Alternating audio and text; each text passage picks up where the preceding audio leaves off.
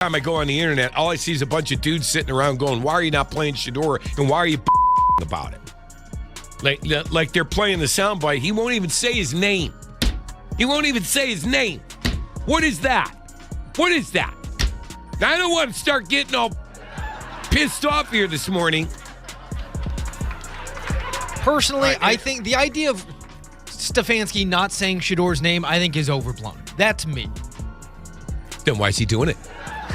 I don't know. Why isn't he playing him? The Browns quarterback situation has officially gone from confusing to explosive, and insiders say the tension behind the scenes finally boiled over in a way the organization can no longer control.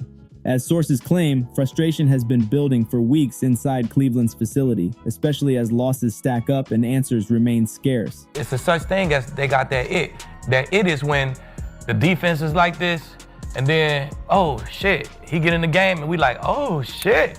That's why it's just like an aura, Jay. It make everybody get interested, like, oh shit, we at the edge of our seats now. That's called that it factor. We believe when we look in the huddle, okay, Shedeur in there, shit, let's see what we gonna do. That's called that it factor. When Gabriel in there, we like this. Yep. Yeah. We just chilling, bro. Ah, shit. Excited again. Give me 5 plays, bro, before we go back on the field. Yep. You know what I'm saying? That's just how it go, man. That's what make it the it factor. That's why I don't really got no name. You just call it the it factor. You know what I'm saying? So fans keep asking the same question every Sunday. Why is Shedeur Sanders still stuck on the bench while the season slips away? The numbers only make it louder. Dillon Gabriel sitting at 1-4 as a starter. The offense stalling, energy draining out of the stadium, and yet no change. expectations is to see everything we got on our roster so we can know if we need to draft a quarterback in the first round or not. You might have one in your building right now. We gave him 5-6 games. Let's give him 5-6 games and find out. Report said that he said no to, right? If he's going to play, I would love for it to be Sunday so he can show them why he said no. I don't want to sit behind Lamar because I'm not a... According to insiders, this stubborn refusal sparked a heated behind-the-scenes clash involving Deion Sanders and Kevin Stefanski that shook the building. The disagreement wasn't about ego, it was about opportunity. Deion reportedly questioned why Shedeur hasn't even been allowed to compete when the results on the field clearly aren't working. That question cut deep because it didn't come from fans or media. Listen, I still remember, guys, I'm not kidding you, my grandfather, okay, who played in the leather helmet days, like God bless his heart, he hated Deion Sanders so much that in 2004, I was starting at center for the Bills against the Ravens. And this is when Deion came back and was playing for the Ravens. He offered me 10 grand to take out Deion in the game. My grandpa, okay? I was 25, he's 85, okay? He doesn't even know what a bounty is. He doesn't care. It came from someone who understands football politics and player development better than most. Sources claim the exchange grew tense because it touched the one thing Cleveland fears most, losing control of the quarterback narrative. The Browns didn't expect Shedeur's popularity to grow this fast. Jerseys selling, fans chanting his name, social clips going viral. That kind of momentum can flip locker rooms and force decisions. Instead of embracing it, Cleveland tightened its grip. The more they resisted, the louder the noise got. What started as a development story has turned into a full-blown organizational crisis. I think the Cleveland fan base should just boycott at this point. We ain't buying no tickets. But not everybody feels the same way as you guys. Yes, they do. No, they don't. Yeah, they Yes, do. they The fan base does. The fan base does. Boycott the whole shit. This isn't just about who starts at quarterback anymore. It's about transparency, trust, and whether the Browns are making decisions to win games or protect past investments. And once those questions start circulating, silence becomes the loudest answer of all. NFL insiders like Albert Breer and Jeremy Fowler added gasoline to the fire by confirming that Cleveland's resistance to playing Shedeur Sanders isn't about readiness, it's about fear. As sources claim, the Browns are terrified of triggering another quarterback controversy, especially with Deshaun Watson hovering near a return.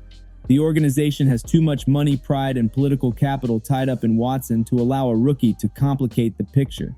That's the uncomfortable truth insiders keep pointing to. Dillon Gabriel continues to receive what sources describe as a long runway, not because he's outperforming expectations, but because his presence doesn't threaten the existing hierarchy. Force your hand, man. Just what are your expectations when he does come in, though? We don't know. 460 yards. But what we do know, our quarterback is not going to look like a little scared little baby. That's what Gabriel looked like right now. Gabriel struggling doesn't force a reckoning. Shedeur succeeding would. That's the difference. Insiders say Cleveland views Shedeur as a spark they can't control, a spark that could turn into a fire. Once fans fully rally behind a quarterback, front offices lose leverage. That's why the Browns have leaned so heavily on messaging about patience and development. But patience looks different when losses pile up, and development sounds hollow when competition is never allowed. Analysts have pointed out that Cleveland isn't protecting Shedeur, they're protecting themselves. The fear isn't that Shedeur will fail, it's that he won't. Because if he steps on the field and delivers, the entire quarterback plan collapses, contracts get questioned, decisions get second-guessed, careers get threatened. According to insiders, that fear explains the stubbornness better than any football reason. And that's why this situation feels so toxic. When fear drives decisions, football logic takes a back seat. The Browns aren't just losing games, they're losing credibility. The reported clash between Deion Sanders and Kevin Stefanski represents a collision of philosophies that were never going to coexist quietly. Deion comes from a world where competition is sacred. Earn it, prove it, let the field decide. Cleveland operates from a world of structure, hierarchy, and financial protection. Those worlds don't mix well. According to sources, the disagreement centered on one core issue: fairness. Not favoritism, not hype, fair competition. Deion reportedly questioned why Shedeur hasn't even been given a real opportunity to push for snaps when the team is already sinking. Stefanski, according to insiders, defended the plan, citing process and long-term thinking.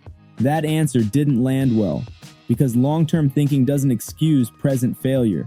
The Browns' season is already in trouble. Fans know it, players feel it, and yet the quarterback room remains frozen. That's why chants for Shedeur have grown louder each week. It's not blind hope, it's desperation mixed with belief. According to insiders, the locker room is split, not against Shedeur, but against stagnation. Veterans don't like losing. They don't like feeling boxed into decisions that don't make football sense.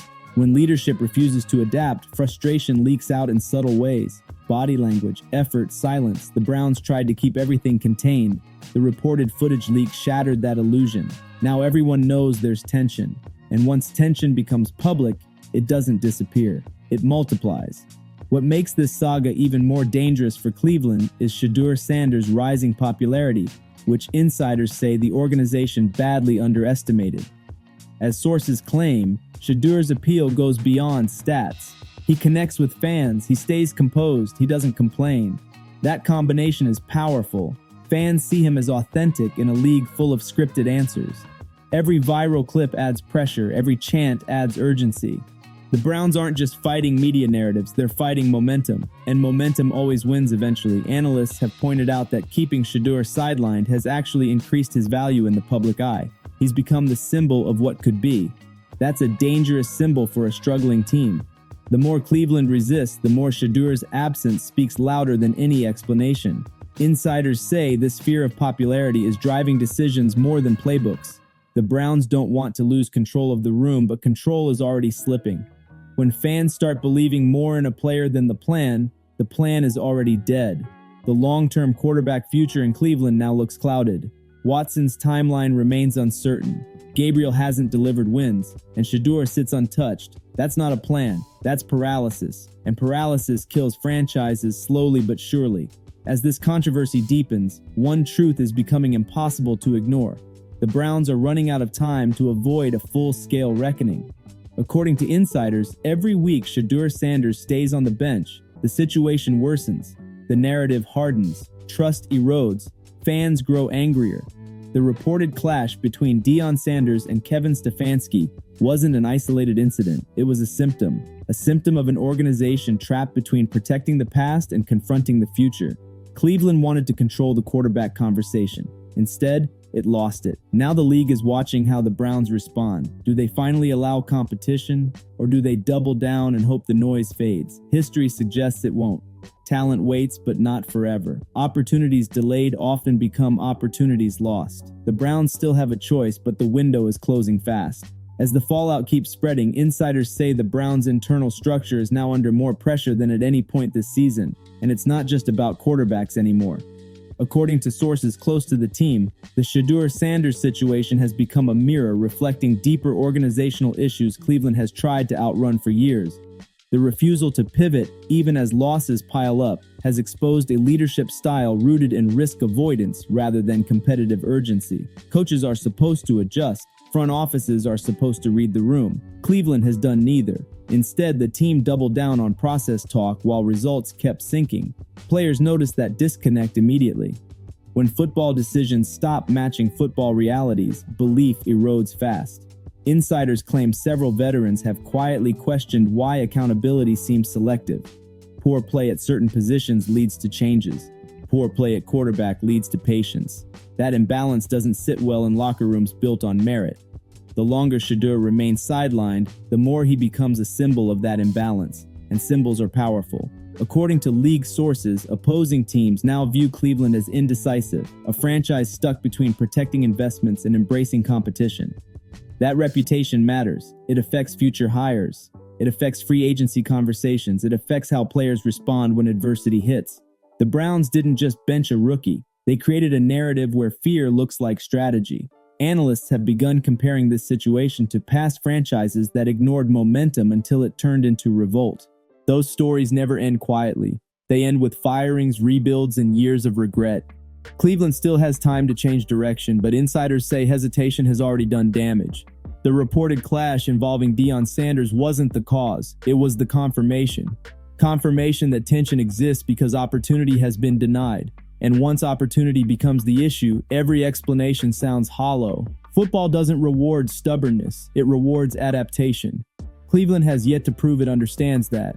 What happens next will define the Browns far beyond the 2025 season because this moment has already escaped the boundaries of a normal quarterback debate. As sources claim, Shedeur Sanders is no longer just a player waiting for snaps. He's become a referendum on how Cleveland handles talent, pressure, and public trust. Fans chanting his name aren't doing it out of hype. They're doing it because hope feels closer on the bench than on the field. That's a brutal indictment of leadership. The Browns can still rewrite this story, but only with action, not explanations. Allowing competition wouldn't signal weakness, it would signal confidence. Confidence that the best player will rise. Confidence that the organization values winning over optics. Right now, that confidence feels absent. Insiders say the longer this drags on, the harder it becomes to reset. Even if Shedeur eventually plays, questions will linger about lost time and wasted momentum. If he never does, the Browns risk being remembered as the team that buried potential out of fear. Either outcome carries consequences. The NFL doesn't forget these chapters.